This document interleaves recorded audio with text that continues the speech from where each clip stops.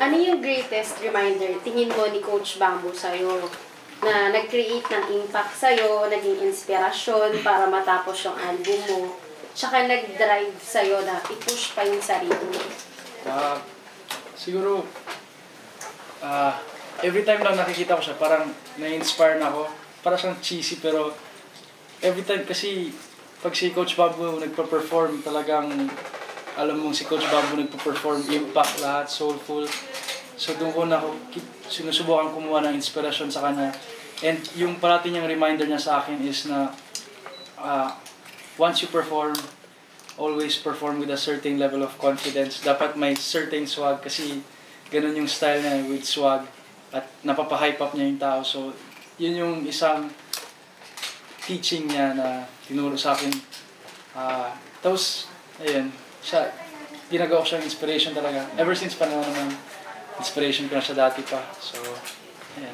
Ano yung toughest challenge na na-encounter mo dun sa reality show? Paano mo siya hinandle? Yung toughest challenge siguro yung knowing myself as an artist. Kasi tulad ng sinabi ko kanina na parang hindi ko alam kung kung pop ba or mag-rock ako or yun. Tapos mabuti na lang si Coach ang nag-guide, sabi niya. Kasi alam niya rin na parang kung saan ako. Tapos siya nagsabi, why not try standards, gano'n. Nasa puso mo naman ito? Nasa puso naman. Tsaka rin kasi parang may konting background na rin ako sa standard songs. Based sa mga CDs ng tatay ko. Puro standards. So, ayun. Dun, may background naman rin ako sa standards. So, masaya ako na si Coach Bamboo yung parang pinabloom ako ng flower. Alright. Flower na. Keso. Say question. Kamusta yung process of making the album? How was your experience? The whole process was just really fun. It was a joy recording the songs kasi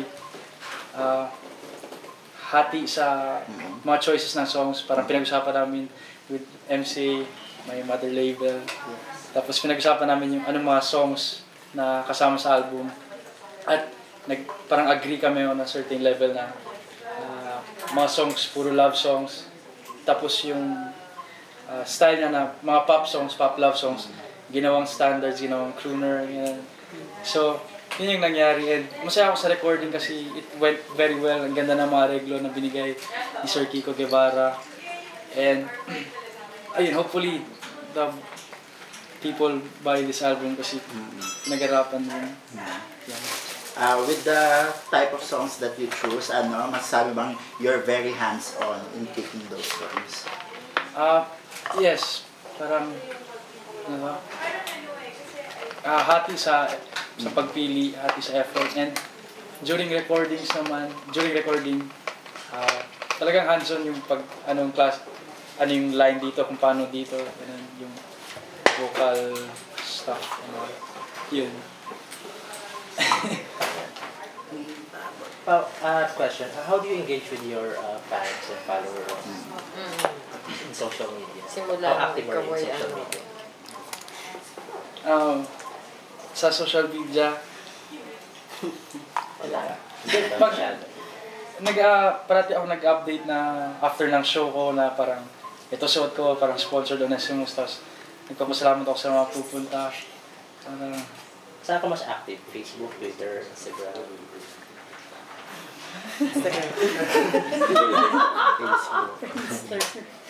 Or Friendster. Ngayon, MySpace.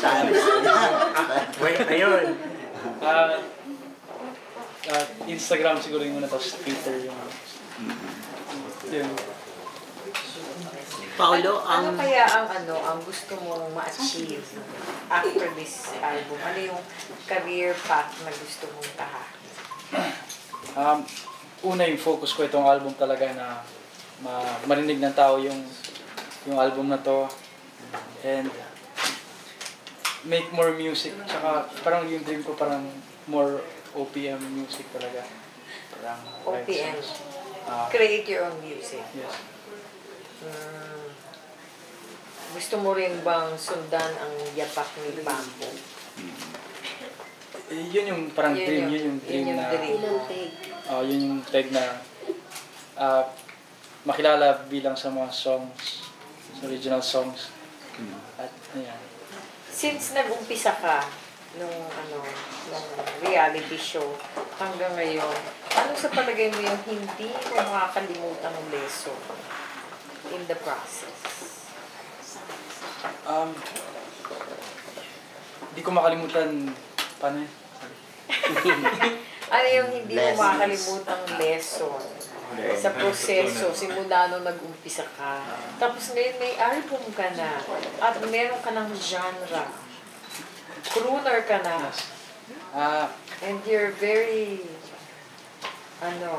Hollywood-like sound. Oo, iba na yung mo. Sound international ka na. Salamat po. Oo nga. Ano yung hindi mo makakalimutang lesson? Simula nung nag-umpisa ka.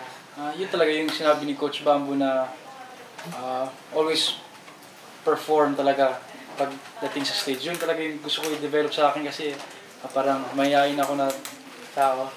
Tapos yun yung gusto ko i-develop talaga, mas mabigay ng todo pag tuwing performance. Kasi yung payoff naman doon, yung nakikita yung reaction ng tao na parang masaya sila sa performance, na entertain sila. Tapos yun yung talagang tumatak sa akin na lesson na always perform. Huwag lang kumanta, parang perform. Yes. Cool. So, sino yung mga palagay mo mga musical influences yung mga matatawag? Either artists or mga... Yun, from international, ayan na, kina Michael Bublé. Kasi inspired ako sa pagtuwing performance na talagang entertain. Talagang after ng show, masasabi mong nag-enjoy ako. So yun, sila, si Coach Bamboo syempre, performance. Jason Mraz, John Mayer, sa original songs nila, ang ganda. Jamiroquai, John Legend, yung mga John Legend. may soul pagkanta ganun, sila, mga idol. Pao, I'm Arvin. If for example you have not undergone The Voice and you don't have an album yet, what do you think would you be doing now? Still doing music lang pa rin. I mean, if wala mang album mangyari, parang Pag kunyari wala pa, ano yung ginagawa mo or pinagkakabalaan? yun, studies. Studies. Pero nandun pa rin yung music pa rin talaga, parang ako mag-try hanggang makalabas ako ng album or something. If hindi man nangyari yung album nga, ako pursue pa rin the music pa rin. Parang gusto ko yung goal na original music ma-share sa tao. Paolo, I'm Jude. I just... I'm Jude is here. Kanina pa na lalabas yun. Yes. Okay. Sige, Jude. Picking up from you were saying na you would still be singing. Yes. But prior to joining The Voice, who is Paolo Onesa? Come on. And English din dapat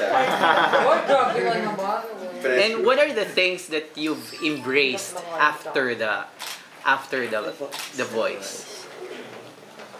Wait, yung before mo na? Yung muna, Unang sino si Paolo Onesa? First Bago ka question. sumali Bago sa... siya nag-The Voice. Kuhan, taong nagpa-play ng music pa rin. Boy. Westlife, Backstreet Boys, kinakanta ko lahat. Joke. Hindi nga. Paminsan. Dancer. Pero yun, mahilig ako sa naggagawa ng short film, video editing sa Mascom kasi ako. Mahilig ako sa mag-direct and gawa films, you know. Tapos at the same time, balancing music. Mascom in? Mascom. Ay, kinukuha ko yung dalawa. Okay. Broadcasting and journalism. Yeah, where? Papalitan niya yung Singapore Tourism Board fee. Okay. Ayun, so, before The Voice, I think, life was simple nga. Masabi ko na, eskwela, tapos... Are you still studying ba?